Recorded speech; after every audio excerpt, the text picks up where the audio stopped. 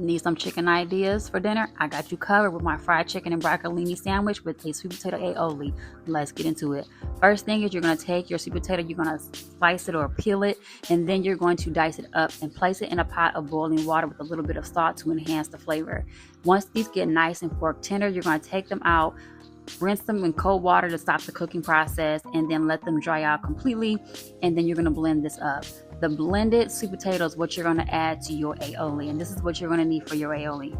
So the aioli consists of eggs, garlic, lemon juice, salt and pepper, and whole grain mustard with the sweet potato puree inside of it. And when I tell you this aioli is a 10 out of 10, it's a 10 out of 10. But I will be honest, the sweet potatoes were not as prevalent as I hoped them to be.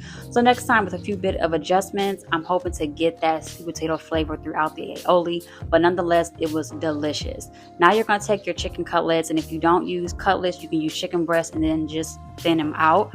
And you're going to do the 3 dredge method, which is basically consisted of flour, an egg wash, and panko breadcrumbs that have Parmesan cheese and Italian seasoning in there. And you're going to get that nice and coated, and then you're going to fry that in a pan and cook that all the way through. Now you're going to then fry up the broccolini, and you're going to use some salt, some pepper, olive oil, and some lemon juice at the end just to give it that vibrantness and color. And then I just took some ciabatta bread and I toasted that up on the stove to get it nice and toasty. And there is the beautiful chicken cutlet that, oh my God, was so flavorful, delicious. I took some smoked Gouda, I put it on top, and I let that broil to get nice and melty on top. And then I took some Roma tomato. I think I had a Roma tomato. I think this was it, or maybe it wasn't. Maybe it was a red vine tomato. I think it was.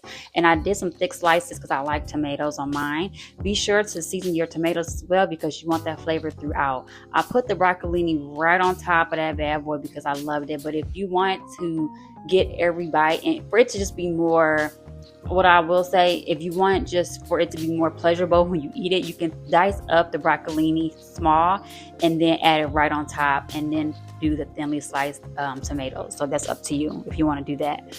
And then we took that sweet potato aioli, we lathered it on top of the toasted ciabatta bread, and then voila, boom, bow, pow, you got a nice fried chicken and broccolini sandwich with sweet potato aioli.